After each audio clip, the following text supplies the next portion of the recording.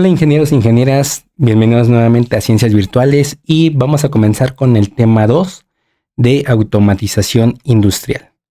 Esto de la Facultad de Ingeniería de la UNAM DIMEI. Y bueno, vamos a ver lo que es estos tres subtemas del tema 2. El 2.1, definiciones de sensor y de actuador. 2.2, diferencia entre sensores y transductores.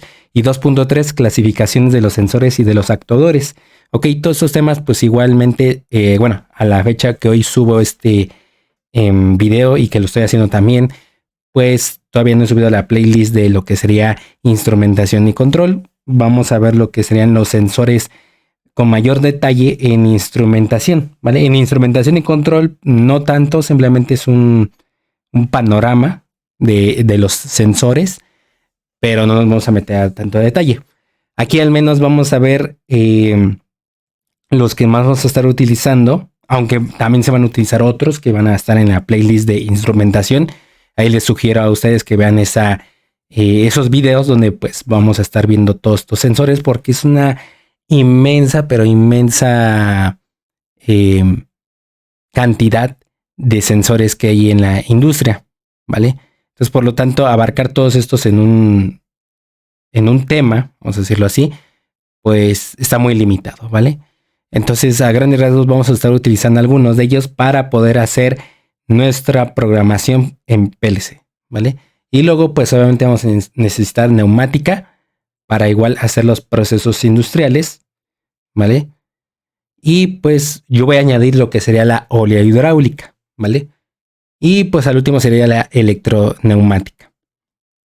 Bueno, nos dice lo siguiente: 2 sensores y actuadores industriales, es el tema 2. ¿Cuál es el objetivo? Es que ustedes, los alumnos, identificarán diferentes tipos de sensores y de actuadores comúnmente utilizados para la automatización de procesos industriales y seleccionará los que sean más apropiados para cada necesidad. Es decir, van a conocer al menos muchos de ellos. Por eso les decía, hay una inmensidad de cantidad, pero van a ver los que más constantes se ven en la literatura y los que se van a encontrar igual en la industria, ¿ok? Porque les digo, hay más y más y más. Entonces, con la investigación que se hace cada día, pues existen sensores que tienen el mismo principio de funcionamiento, que de hecho eso es lo que tenemos que ver, pero se pueden modificar para que hagan a lo mejor no nada más una función, sino varias funciones al mismo tiempo. Y al último, pues van a seleccionar los que sean más propios dentro de una necesidad. Es decir, les voy a poner una situación en donde ustedes van a decir, bueno, me puede ocurrir esto. ¿Cómo puedo seleccionar ese sensor? ¿Para qué? Para minimizar ¿qué?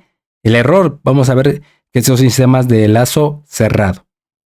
Entonces, al menos vamos a ver el 2.1 hasta el 2.3 para este video. Luego vamos al 2.4, 2.5. Al menos van a ser 4 videos. Porque lo que desarrollé fue sacar dos partes del 2.4. Primero sensores y luego actuadores. Y por último el 2.5 con el 2.6. El cual serían áreas de aplicación y criterios de selección, ventajas y desventajas, ¿vale? Es el más que ustedes pueden conocer todo lo demás, los sensores y actuadores, pero cómo seleccionarlos, ¿vale? En este caso yo hice más énfasis a los sensores, no tanto a los actuadores, ¿ok? Entonces van a ver que los sensores van a ser lo primordial para rescatar información de la planta, pues. Entonces vamos a empezar con el tema. Los temas que diga. Entonces, ¿qué es transductor? Porque muchísimas veces colocan nada más transductor de variable química a eléctrica, etcétera, ¿no? Como se ve en instrumentación. Bueno, de aquí una vez lo voy a colocar. Un transductor es todo dispositivo que convierte una señal de una forma física en una señal correspondiente, pero de otra forma física distinta. En otras palabras, es un dispositivo que convierte un tipo de energía en otro. Eso que nos da pie que hay transductores de entrada y transductores de salida, ¿ok? En este caso, el transductor de entrada, ¿quién será? El sensor, ¿vale? Es un dispositivo que a partir de la energía del medio, donde se mide, da una señal de salida transducible, que es función de la variable medida, ¿vale? Es decir, agarra toda la información externa, ¿ok? Puede ser externa, no precisamente de la planta, o bien también de la planta, ¿no? Estemos monitoreando. Entonces, como tal, va a agarrar toda la información, pero cruda. Es decir, revuelta, con ruido, con a lo mejor algo, una señal que no necesitamos y tenemos que acondicionarla, ¿vale? Que en este caso pues les toca ver en instrumentación toda esa parte. ¿Qué es un transmisor? Porque también se confunde con eso. De hecho, en instrumentación y control viene transmisor, sensor, ¿ok? Bueno, ¿qué es un transmisor? Captan la variable del proceso a través del sensor y la transmiten a distancia en forma de señal neumática, eléctrica, digital, hidráulica u otra, en términos estándares. Su fin es acondicionar las señales, ¿vale? Sensor simplemente agarra la información y ya, ¿vale? Pero hay que estandarizarla, hay que prepararla. ¿Para qué? Para llevarla al PLC, al controlador. Entonces, como tal, el transmisor es la que va a hacer que acondicione esa señal. Que digamos, de hecho, bueno, si ustedes pasaron por electrónica básica, vieron todo lo que sería el convertidor de alterna a directa y luego directa a alterna, ¿no? Entonces, vieron que de ahí pues nada más se captura una parte. Es un muestreo, ¿vale? Porque no pueden capturar todo al mismo tiempo, no se puede. Entonces tienen que hacer capturas. Ajá. Como parpadeos, como si fueran las cámaras de monitoreo para velocidad de los coches, así que va prendiendo y apagando así rápido. Pues algo así pasa con el transmisor. Va a agarrar una parte, la va a tratar de mejorar para que se entienda en el PLC. ¿Okay? Entonces, como tal, es lo que hace el transmisor. Y el actuador, ¿quién sería? El transductor de salida. En este caso, convierte una señal neumática, electrónica, hidráulica, en otra en acción física. Ejecuta en acción. ¿Vale? Entonces, ¿por qué? Bueno, dirían, pues debe pasar porque siempre es así, o sea, viene una señal física, que no es digital o electrónica, ¿vale? ¿A qué me refiero a esta? Que, bueno, la digital, recuerden que es la de ceros y unos, ¿vale? El CPU, como tal, pues recuerden que entienden por ceros y unos, es decir, binario. Pero antes de eso, pues tiene que pasar a lo mejor por una señal, bueno, viene de una señal neumática, a lo mejor tiene que acondicionarse de una manera, a lo mejor también hidráulica, etcétera, ¿no? O sea, ya hay una gama de configuraciones que se le hace a tanto el sensor como el actuador, ¿ok? Pero realmente es pasar de una variable física, bueno, de una forma física 1 a otra forma física 2 y luego de esa física 2 a una 3. Ajá. Son diferentes conversiones las que se hacen, ¿vale? A eso se refiere cuando hay que convertir esos tipos de señales, ¿ok?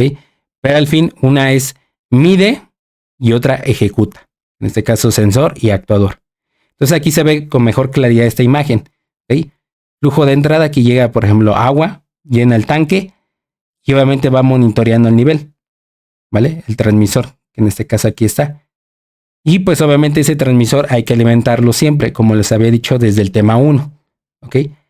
Hay que siempre alimentar cualquier cosa que esté pues accionando o trabajando como tal.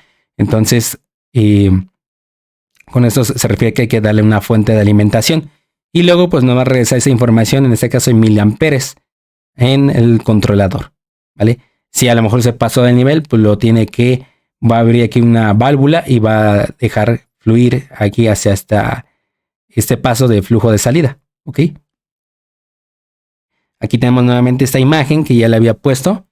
En este caso, pues es para el avance del material que se va cortando a través del sensor. El sensor en este caso va a pues, ver la distancia que se va moviendo del material y obviamente eso va a mandar una señal, ¿ok?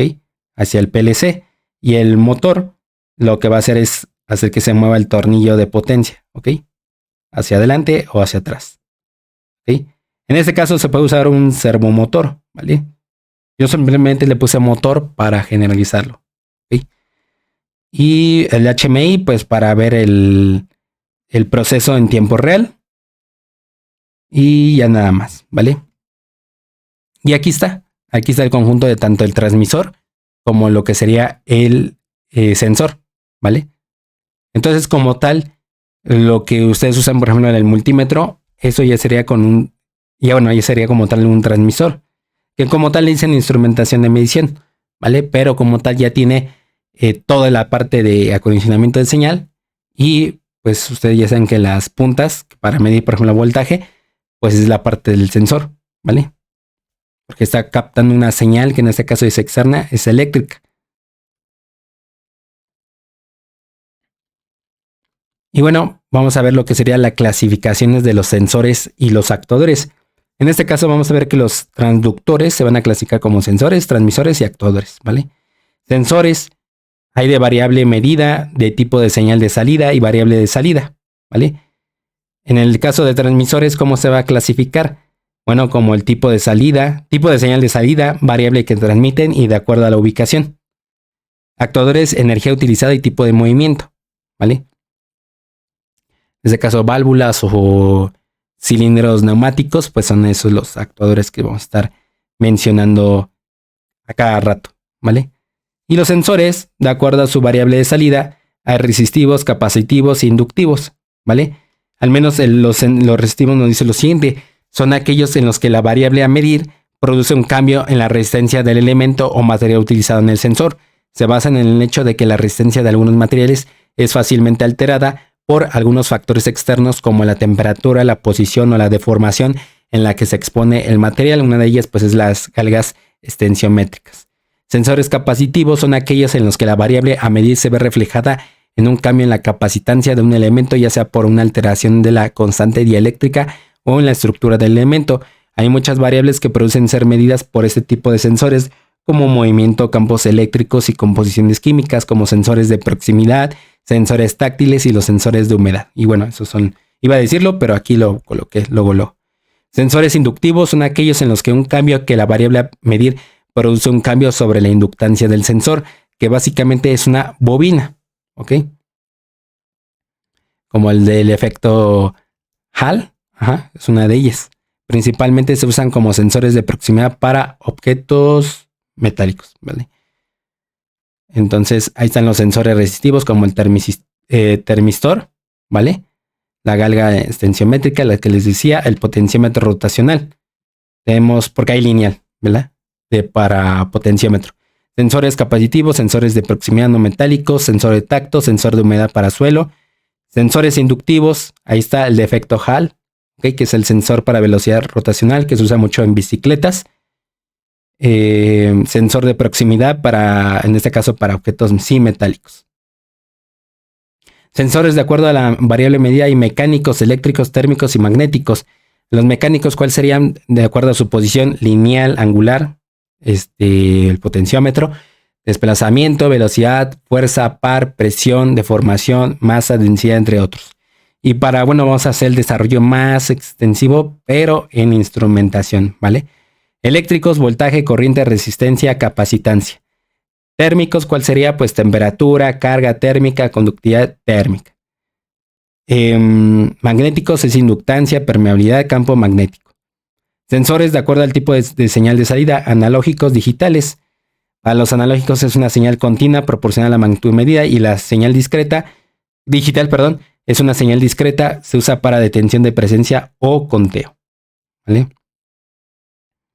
Un instrumento de medición contiene un sensor y un transmisor de tal forma que existen en muchos en el campo laboral y en el campo de la investigación, ¿vale?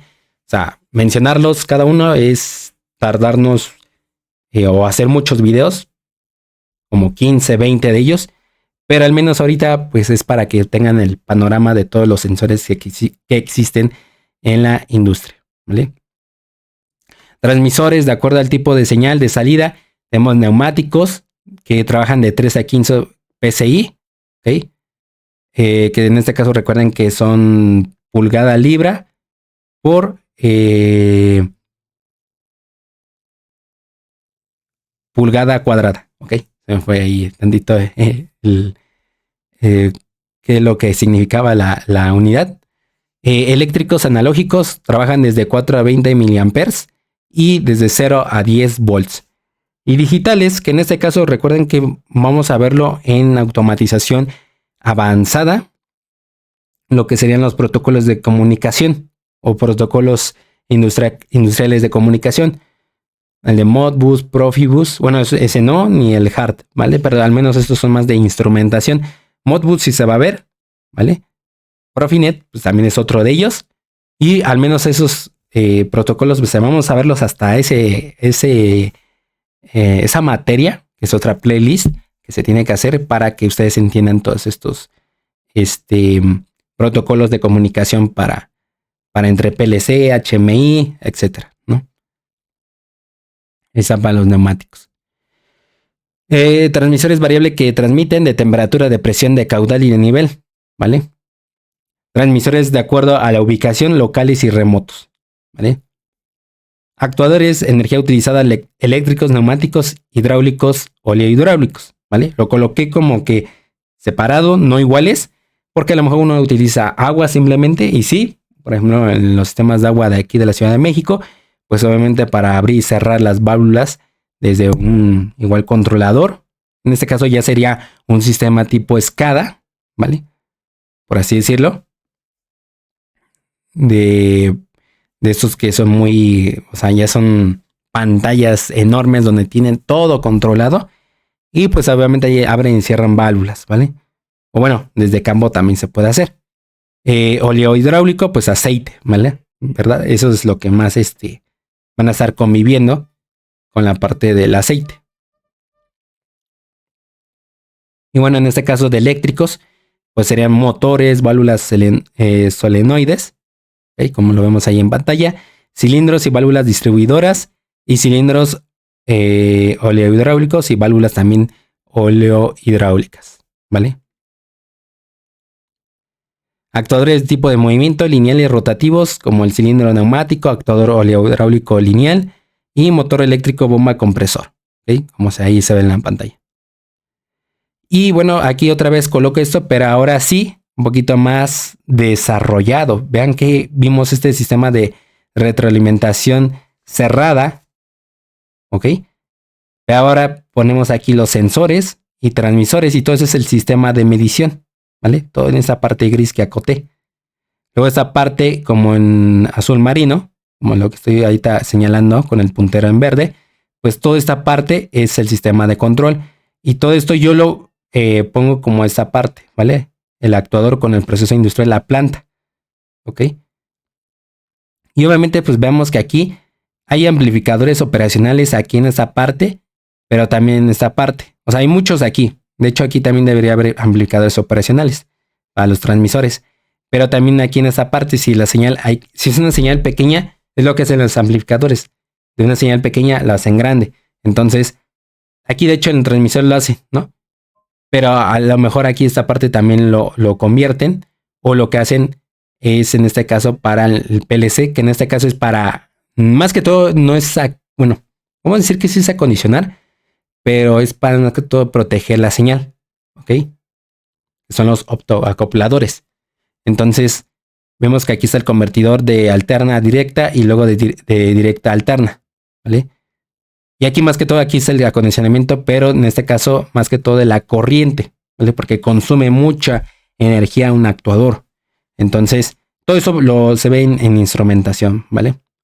Señal de retroalimentación va para aquí. Tenemos la señal de entrada o el set point, ¿ok? Se compara y se va a hacer una señal de error y empieza a hacer toda la corrección de ese error y va hacia el actuador. Y otra vez vemos si se hizo lo apropiado para poder decir, se minimizó el error. Recuerden que ese es lo principal para automatización. Un sistema de control es aquel en que la salida del sistema se controla para tener un valor específico o cambiarlo, según lo determina la entrada al sistema. La planta, ¿qué es la planta? Es el sistema físico que realiza un proceso industrial que se desea controlar. Y una industria, ¿qué es la industria? Es la actividad económica dedicada a transformar materias primas a bienes o productos elaborados mediante procesos técnicos y organizados, generalmente a gran o mediana escala. ¿Okay? Está entonces la industria de los alimentos, la industria farmacéutica, la industria del reciclaje, la industria metalmecánica, ¿vale? Y hay muchísimas más, ¿verdad? Entonces, a gran escala, pues vamos a estar entrando también con parte de los temas de los ingenieros industriales, porque obviamente está muy relacionado, ¿ok? para entender todo lo que sería por qué los sistemas están de esta forma diseñados, ¿vale? No vamos a verlo a detalle, obviamente, pero sí al menos ver algunos temas que ellos lo tocan con mayor detalle. Y bueno, aquí debería de acabar el tema, pero aquí les proporciono esta información de más. Tipos de industrias de manufactura de acuerdo a sus parámetros y variables. Tenemos industrias de manufactura de acuerdo a sus parámetros variables continua y discreta. Los parámetros se definen en la entrada del proceso, mientras que las variables en la salida del proceso. Industrias de manufactura continua. El proceso industrial es ininterrumpido, ¿vale? La materia prima fluye sin pausas a través de las etapas de producción, ¿ok? Y tenemos la otra, las industrias de manufactura discreta. El proceso industrial produce unidades separadas y contables. Cada pieza o producto final puede identificarse individualmente. Por ejemplo, en la parte de petróleo, pueden estar conjuntos como tal a veces en algunas industrias. O sea, puede tener como variables o parámetros continuos y discretos. O solamente producen puro continuo o pura discreta. En este caso, vean que el petróleo es pura continua. En este caso es líquido. Líquido es continuo, no lo pueden ir contando uno por uno. O sea, una parte no. Al último se cuenta así por galones, ¿ok? O millones de litros. Bueno, ya dependiendo de cómo se reporte. Por ejemplo, en Pemex, entonces no sé cómo se reporte como tal. Pero digamos el estándar, ¿no? Que galones. Entonces, ¿cuántos galones se produjo? ¿Ok? Pero como tal, el procesar toda esa variable va a ser continua. En cambio, otras industrias como coches, por ejemplo, el ensamble, decir, vamos a producir tantos coches al año. Pues es una industria de tipo de manufactura discreta. Entonces, como tal, esa es la diferencia entre una continua contra una discreta, ¿vale? Y ahí está, ¿ok? Entre la manufactura continua y discreta en un cuadro comparativo, ¿vale? Tenemos el aspecto de definición que es proceso ininterrumpido. Ahí se fue una... también ininterrumpido, donde el producto fluye de forma constante. Tipo de producto homogéneo, generalmente líquidos, gases o sólidos a granel. ¿Ok? Flujo de producción constante y sin interrupciones. Líneas siempre en operación. En eso de granel, por ejemplo, pues es más que todo en las cementeras. ¿Ok? Flexibilidad baja. Cambiar el producto requiere grandes ajustes. Control del proceso altamente automatizado y controlado en tiempo real. Escala muy alta, orientada a producción masiva de un solo tipo de producto. Ejemplos industriales, petroquímica, refinerías, siderurgia, generación de potencia eléctrica, cemento, papel, bebidas, alimentos. ¿Vale? Bondad principal, o sea, ventaja. Alta eficiencia y costo por unidad bajo en grandes volúmenes. Y limitación principal, difícil y costoso cambiar de producto o detener la línea. Manufactura discreta, producción de unidades individuales o lotes identificables. Piezas separadas, productos terminados con forma definida, por etapas o lotes, con pausas entre operaciones, alta posible fabricar diferentes productos en la misma línea, control proceso, combinación de control manual y automatizado, escala variable desde producción en serie hasta piezas únicas, ejemplos industriales, automotriz, maquinaria, electrónica, muebles, aeronáutica y construcción naval. Bondad principal, flexibilidad para adaptarse a demanda variada y personalización. ¿Ok? La limitación, ¿cuál es? Costos más altos por unidad de volúmenes pequeños. Todavía esta es una parte de, precisamente si nos metemos a la parte de manufacturas, a las industrias, también pues tienen sus variables, ¿cuáles son esas? ¿Vale? Una variable o parámetro continua es aquella que no se interrumpe a medida que se transcurre el tiempo, al menos durante la operación de manufactura. Una variable continua es generalmente considerada analógica, ¿vale? En este caso, para la variable o parámetro continua, ¿ok? Lo que significa que puede adoptar cualquier valor dentro de un rango determinado. La variable no se limita a un conjunto discreto de valores. Algunos ejemplos de estos son la fuerza, el caudal, la presión y la velocidad, mientras que la variable o parámetro discreto es aquella que solo puede tomar ciertos valores dentro de un rango dado. El tipo más común de variable discreta es binaria, lo que significa que puede tomar de dos valores posibles: encendido o apagado, abierto o cerrado, 1 o 0. Ejemplos de ello es el interruptor de límite abierto o cerrado, motor encendido, apagado, pieza de trabajo presente o no presente en un accesorio. No precisamente esta variable es de tipo binario, puede ser un tren de impulsos o dato de impulsos como un tacómetro digital. Y pues bueno, todo eso es mucho texto y aquí se ve con mayor detalle, ¿no? El tiempo, cómo va pasando, el valor de variable o parámetro. En este caso vean que la continua es todo esto. ¿Sí? ¿Se acuerdan de todo lo que viene en matemáticas? En este caso, todos los números reales. Ah, pues es algo parecido, ¿vale? O de hecho, está fundamentado en matemáticas. Variable analógico continua. Y en este caso, bueno, aquí porque es física, ¿verdad? En el otro es matemáticas. Variable discreta diferente a binaria. O sea, no precisamente 1 o 0. Puede ser 3. Y el otro es variable discreta binaria, o sí, el 1 o 0. Y el dato de impulsos, es decir, puede ser 0.5, se detiene. A lo mejor voy a decir en un segundo. En el otro segundo no hay nada, en el otro segundo hay otra vez 0.5. Y así sucesivamente. Estos son datos de impulso o trenes de impulsos. En este caso, el control de acuerdo a sus parámetros variables continua y discreta. En este caso, el control continuo y control discreto. ¿Cuáles serían medidas típicas de salida del producto? Medidas de masa, de volumen, longitud. Control discreto, número de piezas, número de productos. Medidas de calidad típicas, consistencia, concentración de solución, ausencia de contaminantes. En el discreto, ¿cuál sería? Dimensiones, acabado superficial, ausencia de defectos. Variables y parámetros típicos, temperatura, gasto volumétrico, presión. En el otro sería posición, velocidad, aceleración, fuerza. ¿Okay? Ya dependiendo cómo uno la acote, pero al menos en estas son variables continuas y el otro variables discretas, ¿vale? Sensores típicos, medidores de caudal, termopares, sensores de presión. El otro sería interruptores de límite, sensores fotoeléctricos, galgas tensiométricas, sensores piezoeléctricos, ¿vale? Actuadores típicos, válvulas, calentadores, bombas, ¿ok? Escrito sería interruptores eléctricos, motores, pistones. ¿Ok? Tiempo de proceso típico, segundos, minutos, horas o menos de un segundo para el discreto. ¿Ok? Entonces, vean que esa es la diferencia entre una parte discreta contra una continua. ¿Vale?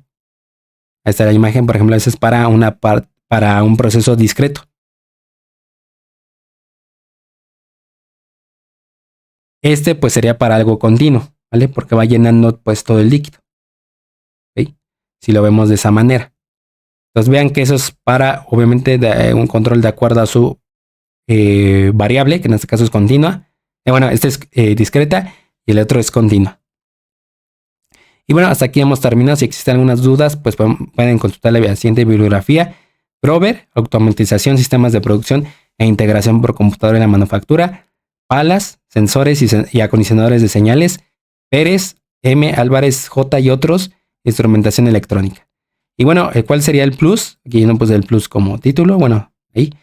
Pero sería los tableros de control, ¿vale? Esto es más técnico, pero lo quiero colocar porque obviamente podría suceder de que como pues, se colocan los agujeros en el tablero para colocar lo que vamos a ver en los siguientes videos, en este caso los pulsadores, ¿ok? Pulsadores industriales, porque ustedes conocen los que han usado en electrónica básica, en análisis de circuitos, o sea, chiquitos así, no, ya son grandes y ya son electromecánicos, ¿vale?